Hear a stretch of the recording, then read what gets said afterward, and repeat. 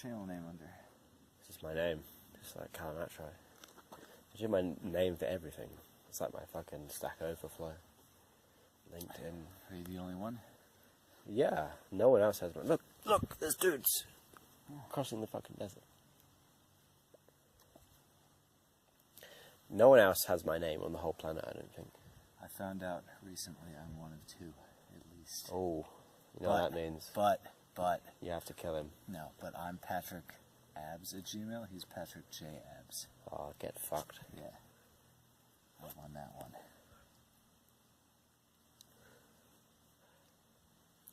Shit, I wish we weren't on this fucking cliff to go talk to those guys. Seem like they've got shit happening, walking around the desert at shit o'clock in the morning. Guessing it's guides doing some sort of night routine duty. Night Although stuff. being a guide sounds awesome. You just kind of drive back and forth between the desert and then like cook and sing music. Yeah, you just live here. Yeah, it's awesome. I would like to see the parts of this place though that are uninhabited, because they take you to the tent areas, and the tent areas are clearly a block of tent areas. Like that was the primary thing I was looking for with the can we get our own 4x4s? Is like No. You are not allowed to go to the other places. Oh well. No, because there'd just be loads of jamokes who would just wreck the place in some way or another. There's some walkers. That's what I was literally talking about. Oh, I thought you were talking about 10 seconds ago. The truck. No. Yeah, okay. Those walkers are probably people from our camp who are walking back to the camp. No, they came from beyond the horizon. Really? What? Yeah, How did you know? Because I've been fucking Perception 20. I've been keeping an eye on everything. Nothing gets past me, Patrick. Did I not spy the KFC from like a mile away? Yeah, that was a good spot. Yeah, exactly. KFC too. Yeah, I liked the shrimp. That was... Shrimp were pretty standard. Also, you were cutting off the tail, but the tail didn't have anything in it. No, I was pulling off the bits, the outside. There were no... Oh, yeah, you were. That was weird. No, because that's... So here's the thing, Patrick. When they invented, like, battered fish, so it was invented in Italy, and the whole point of it is that you pull the batter off, and then the fish is nice and steamed inside, right? Like those prawns were primo. They were. Batter's the best part. Yeah, well, that's the problem. Is that they made the So the problem is that they made the batter taste nicer than the fucking thing that's inside it. So why are you against that? I'm not against that. I'm not like so. Yeah, I don't have a fucking crusade against batter, but I'm saying that the stated intention of battering fish is to have some nice steamed fish inside, and it's nice and healthy. But the end thing is that you get your essential oils.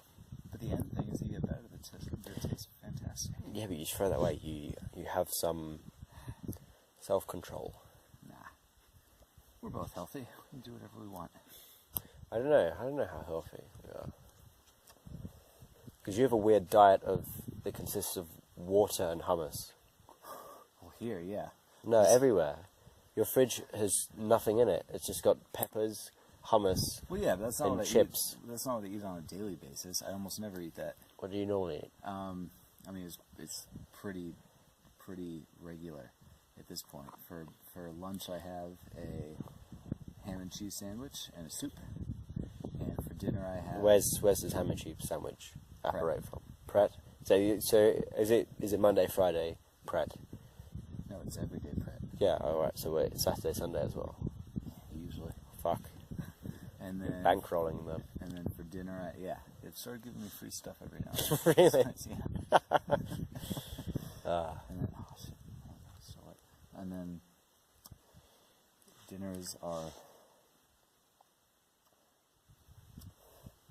a fruit salad. Yeah, your bucket of fruit. Yeah, bucket of fruit, bucket of vegetables. And some vegetables, yeah. Yeah. It seems healthy. And every now and then I'll order like a Domino's pizza and that'll last me 2 days. And that's like my unhealthy binge. Yeah, it's just you have a retard diet. What? It's fine. It's just like... it's like compositional. Yeah. There's no soul to it at all. You know, Right. you know what? I feel like a nice risotto today. I feel like having No, pretty much. curry, whatever. It's just I'm gonna have my allotted allowance of, well, not allowance, but you know, recommended deal of. Yeah, it's easy. I don't derive a lot of. I feel like, you know, possibly back to the smell thing. I feel like I don't derive a lot of pleasure out of taste compared to other people. Yeah. So it's like, why not just do the basics? Yeah, I guess so. Pizza every now and then. Well, at least you're not on the fucking completely soulless train of like Huel and shit. Yeah, I don't get that. I see people at my work do that, and they're like, "Oh, Faison does that. Faison, yeah, fucking guy." Yeah, he would. If I had no taste, I might do that. But it's just completely missing the whole. It's like treating food like medicine, Yeah. right? It's like saying, you know what, I need to eat a certain amount of stuff to live. Yeah. So I'm going to do this in the most efficient way. I'm just going to have a bucket or a load of powder, a load of nutrient dust that is going to fill me up with Soylent, and Soylent's the other one, actually. Same thing. Public service announcement to all the viewers out there. Soy is incredibly, incredibly bad for you. No one should have soy. Did not know. No, honestly, dude.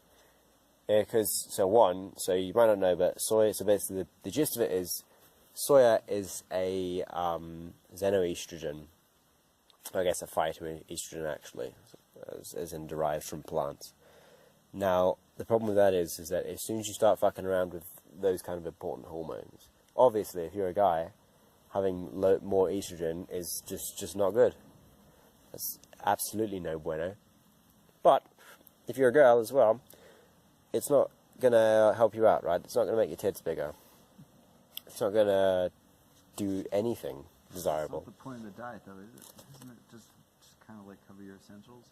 Well, yeah, that's the thing, but it's just like, yeah, that's the problem, is that it's just, yeah, I need to do this to survive, and that's the be-all and end-all of it. It's like, say, people, they treat it like medicine. It's just, I don't know, it just seems like you're missing, there's a reason why humans, that chef exists as a job. Yeah. Well, yeah. On the People other hand, though, derive some kind of, consolation in on the the other existence hand, of though, that. one of the reasons that I appreciate living in England, where there's like no good food, and so you just can eat fruits and shit, is because Wait, go back a bit. That's going to stir up some controversy amongst the viewers. What? No good food? in England, no. So, like, living in Austin was amazing from a food stand, or from a food point of view, because it all tastes awesome. But it's, if you do a diet that's incredibly unhealthy. Like, basically, when I was in Austin, I would live off of, like, queso and tacos, and Tacos are dips. alright, aren't No, I mean, not the way that Texas makes them. they? No. They just boil them in lard. Yeah, everything, like, yeah, the Texas diet is incredibly unhealthy, but it tastes super good. So I'm kind of glad that that doesn't exist in England, because it kind of is like, well, if I'm Otherwise, gonna, we'd all be Texas-sized. yeah. But yeah, it's just like, if I'm stuck with a bunch of food that doesn't taste good, I might as well do the healthy stuff. Whereas if I was in a place where the food tasted good, I would eat the unhealthy stuff. I mean, like, Domino's is a treat in England, and What a fucking castigation. yeah, that would be the bottom of the barrel pretty much anywhere in the US. Domino's? Yeah, like bottom Domino's of a the barrel. joke, is it? Yes, it is. Oh dear. Yeah, like beyond that. I don't know, like, I mean, we don't really do restaurants that much. Right, yeah, that's the other bit of it. We've done, went to that curry place, which I thought was alright. Faizan fucking lost thought his it was- rag over it midway through. I thought it was fine. Yeah. He'd fucking turned on a dime halfway through. He was like, at the start, he was like, yeah, this is all right. This is all right. Yep. Then, kind of 2 minutes later, he throws his spoon down like he's Spartacus, and goes, "This is disgusting." Yeah. I believe were the words. No, I thought it was fine, which sums up most of my views towards what English people think is good. Just fine. Well, I don't know if anyone said that was. Actually, no, people did say that was good. They had a good review on old whatever Goigel or whatever it was that we. I don't think we did look up on anything. It was just there. It was open. We tried to get into Smokeworks, didn't we? And that was packed. Yeah, and Smokeworks also would fly as mediocre in the U.S. Really? Yep. Look at this. Look at this. Look. I'm burning this up all the way. How many more ciggies have we got? Infinite? Well, I mean... Infinite. Yeah. Infinite cigarettes, viewers. Like 6, but for our purposes, pretty infinite. Infinite jest. That's the book of the week, isn't it? I haven't read it. It's... I was going to say it's really good. Yeah, I think it is good. But the problem is, the guy who wrote it is like a fucking schizoid. And it just... Alright, well, actually, so let's dial back a bit. Let's go back to... Because you read Moon is... Did you read Stranger in a Strange Land? No. Okay, but you read Moon is a Harsh Mistress. Yes. What did you think of Moon is a Harsh Mistress? Which is one of the most awkward titles to pronounce. It was interesting. I thought it was a slightly less well done version of the what's her name? What's her name? Ursula Le Guin book along the same lines. I'm not sure. The anarchy is the thing. Yeah. Ursula Le Guin had a book about it, about living. I don't even think it was about the moon. It was like a very, very, very far away kind of new space kind of thing. But it was. So her book was like this physicist who was discovering things about how to communicate instantaneously with places. This was in the 70s before they had figured out how to do that via wireless. And the Heinlein book was written in the 50s. really? Yeah. Huh. Well, he was kind of somewhat known for that, for just inventing, conceptualizing a lot of shit, like power armor was his big one, I guess everyone's sort of familiar with in Starship Troopers. But yeah. You must know the Le Guin book. It's like one of her big ones. It was, and I don't know, I'm not good with titles. But it was like this physicist living on an anarchist moon who goes to a non-anarchist place and starts a revolution there kind of by happenstance and then also through principle at the end. Yes, always the worst. People who roll into places and just cause a mess and then decide retroactively, I meant to do this. Yep. Yeah, that was pretty much the gist of it. Anyway, I did not buy the, first of all, I didn't buy the utilitarianism of Moon is a Harsh Mistress. You have 2 million people, and they're just gonna kill shit because they want independence. One of the dumbest things I found with that, actually, was kind of not quite related to that, but how shit all the Terrans were. Yeah, they were not very good at... They were just fucking retarded. Every time they tried to do anything, they would just stumble over their own dick and kill themselves. Yeah. Like, they had the bit where they said, now they're sending 2 spaceships full of their best soldiers. And they would just pile out of the thing, like, oh, but they forgot that the moon doesn't have gravity, so they all dropped their guns and flew away. It's like, well, fuck, I'm sure they would have worked that one out, right? I don't know, yeah, I mean, like, I think the, I guess, terrorist cell structure, that seems to make a lot of sense, right? Yeah. The free tier, not free tier system, but it's kind of mini triumvirates, right? Interlocked into like a fractal pattern, like a, what's that triangle thing called?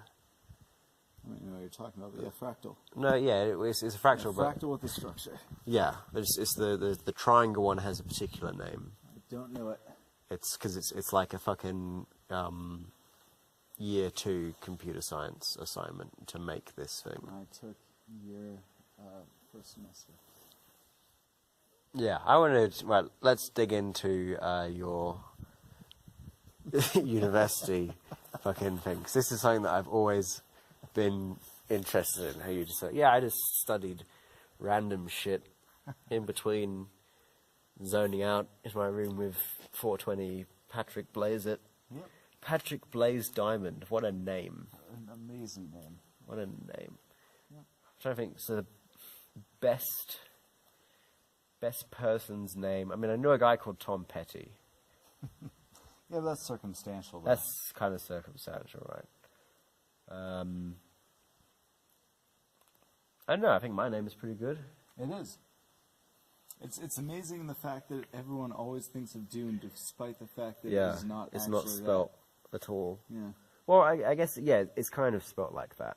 No, but it's weird though. Like Atreide and Atreides, like those are fundamentally different things, and yet everyone always draws the exact same parallel between you and Dune. Yeah. And it's just that's a pretty funny circumstance. Now, you say everyone, what you really mean is science fiction nerds. Yeah. Okay. Fine. Because it's basically only my physics teacher. Shout out to Bill, if you're watching. If you're in the viewers out there, the millions around the world.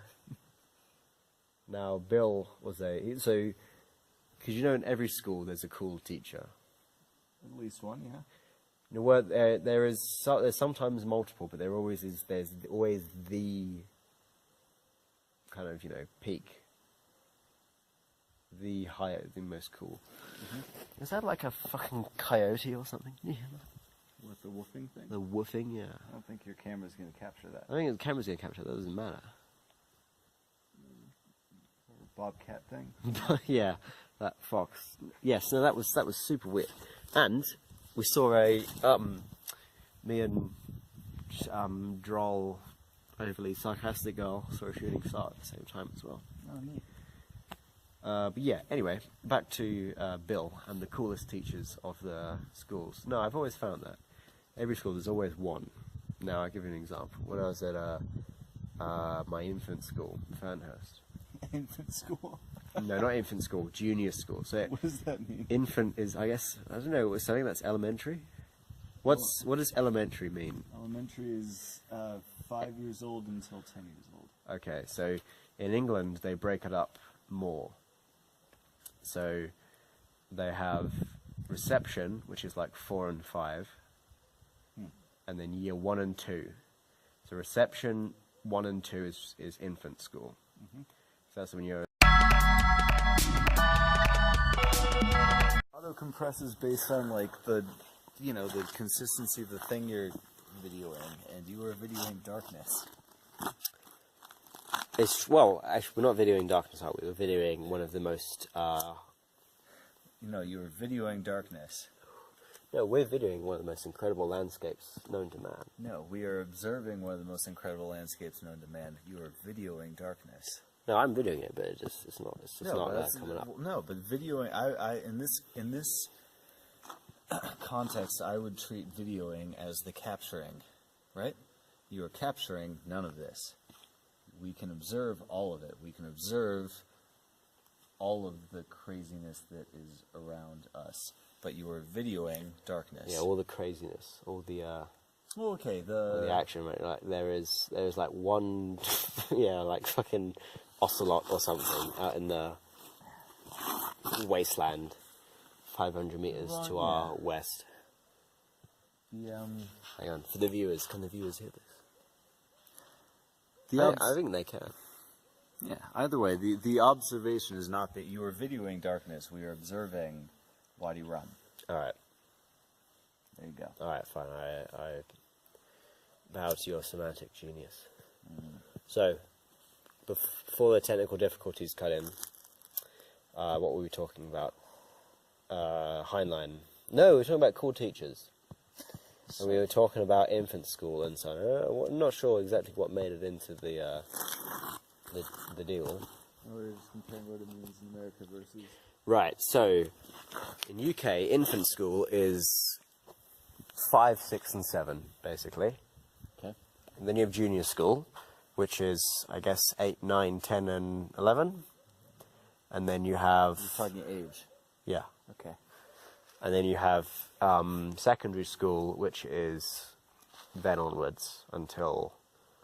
So senior school starts in year 7, which is 12, I guess. And then goes 7, 8, 9, 10, 11. But I think they've changed it since I was in the rat race. And I think 7 is now part of infants junior school, but I don't know. That's unconfirmed. We wouldn't want to be a source of fake news, would we? Whereas in America... Well, you're just talking about numbers? I mean, people could look this stuff up. They can, but not in quite an amusing way. I mean, in America? That's what people come for. They come for the whimsy. That's what the viewers want. So, all right. In the U.S., you have preschool. Well, actually, all right. Let's cut ahead to the meat of the deal because we were talking about the cool teachers. Yeah, cut to that. Now, the cool teacher in junior school.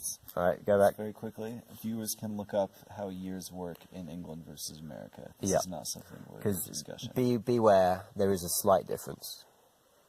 So, I hope everyone's caught up now. Cool teacher in my junior school. I can't remember what the guy's name was. I think it was Mr. Waters. And he was, and I never had him as a teacher because he got cancer or something. He'd disappeared. And in schools, because you can't, if you're a teacher, you're bulletproof. You can't be fired. Really? Well, yeah. So you basically, if you stop teaching at an age beyond retirement, it's because you get cancer or you're a paedophile.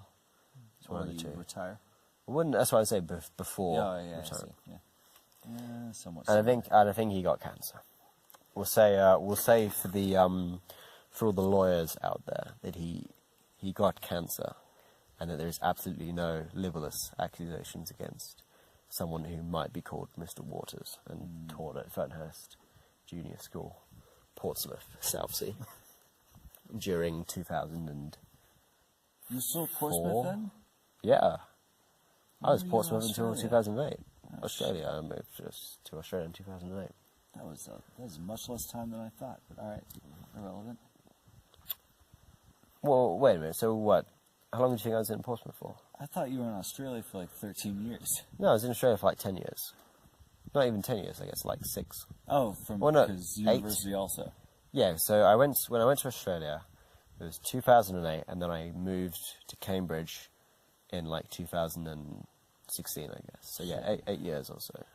It was the end of secondary school, as we've just gone through the numbers. Everyone knows what we're talking about. Yep. And then university, and then 6 months in the police, and then... No, I had my numbers off. I thought you were there since you were 5 or something. No, I was in Saudi until I was 5. All right. And I was in Portsmouth till I was 13, 14, something like that. So this explains the complete lack of accent. An Australian accent. Yeah. Yeah, and I think I got there as it locks in, right? Yeah. But I did pick up the old Dardy slang. Yeah. So, now, secondary school, the cool teacher, by far, Mr. Rowland, the drama teacher. Okay. This is how he did it. Second drama lesson ever. You know, drama's that's already a goof lesson, right? That's already just... not in my place. Really? I was at the Fine Arts Academy. Oh, yeah, that's a good point. Drama was front and center. Okay, we're at a serious school, so drama was just a kind of jack-off subject. Yeah. But we had, and this is so year 7. We come in and because we got homework on the first drama lesson we ever went to. I can't remember what it was. We come back in, second lesson, and say we're 12 at this thing. And Mr. Rowland, he comes out and he's got he walks out the cupboard, the costume cupboard, and he's got a machine gun in his hand, a real, well, not a machine. He's got an MP5, Okay. to be specific. And like, oh shit! And he says something like, "All right, who hasn't done their homework? Get up against the wall," or something like that. And in retrospect, it's especially funny how he's just kind of threatening like 12-year-olds with summary execution, like you'd get in like fucking Rwanda or something.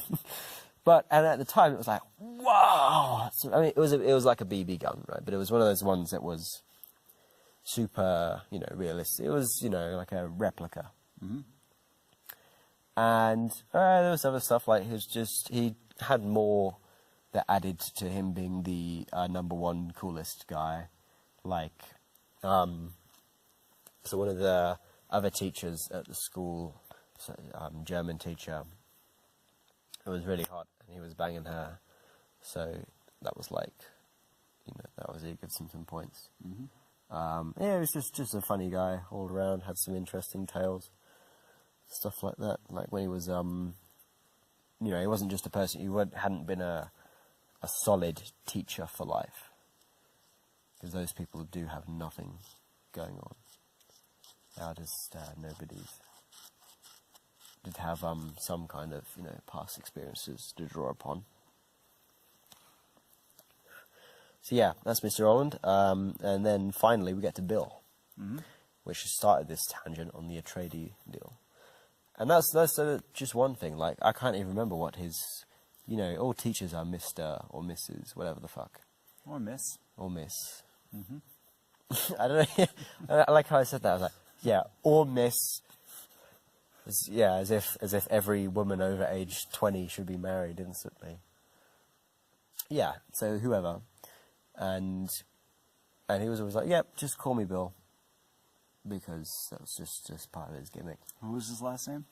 That's what I said, I can't remember, because we never called him by what his actual... So this is funny. It was never Mr. whatever the fuck. It was always just, hey, Bill, what's up? One of our cool teachers was Bill Watterson, so it's funny just hearing the combination of Mr. Waters and Bill. Bill, yeah, yeah, that is. And Mr. Watterson was one of the cool teachers. Yes, well, maybe. Well, in my school, yeah. Well, no, so what I'm saying, so perhaps viewers out there, send an email into the show. Who was your cool teacher? Was their name Bill or William or anything along those lines? Did it have water in their second name? And let's try and bang this out, because we may be onto something here. I think we may have cracked it. Yeah, I can't remember exactly what Bill did to be the cool teacher. Like, there's normally a defining moment. There's like one or two big defining moments and then cumulative small things. I think Bill was just lots of small things were just kind of racked up. And Bill Watterson, my one of our cool teachers, his whole claim to coolness was that he had this whole straight talk Fridays kind of thing. All right. Where it was like, let's talk about whatever. Let's just, whatever kind of questions you have or discussion topics you want to discuss, regardless of how related to the subject matter. So what is he actually teaching? So he's teaching English. All right. And yeah, so we just kind of had like these, and it wasn't called this. I don't remember what it was called, but Straight Talk Friday.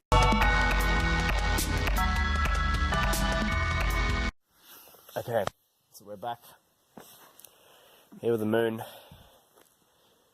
We were talking about Mr. Watterson on Free Shooting Fridays. Yep. Go ahead. Yes. So I was explaining about how his whole, Free Shooting Fridays like tended to strike a chord that worked with the students. And I have a close friend of mine, Sarah, who's recently, or not recently, I guess now it's been a few years, entered the public school sector, and her whole, and I asked her, she like seems to enjoy a lot of success with connecting with kind of like inner city students, and I was asking her about like how. So all the viewers out there, that means black people. It means people in New York students in underprivileged places. and I was asking her about how exactly you accomplish this kind of connection.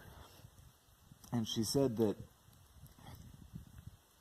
what these students are so unused to hearing is honesty.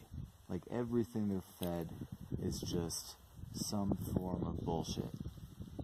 And so when you are able to listen and speak honestly to students about, like, what exactly, about, yeah, just anything they want to talk about, that like, opens them up in a way that is pretty remarkably straightforward. And so, yeah, I think that, going back to Mr. Watterson, that's the whole thing, that the chord that he was able to strike was just with this kind of open question Friday deal, was just like, I'm going to be straight with you as long as you're straight with me. And and that kind of cemented his standing as like a cool teacher, was just straight talk in both directions. And I think he managed to work that pretty well. And there it is. There it is. Alright, that's a nice cap on things. Because, you know, children are pretty retarded in general. But they are... Adults are pretty retarded at dealing with children. Yeah, that's it.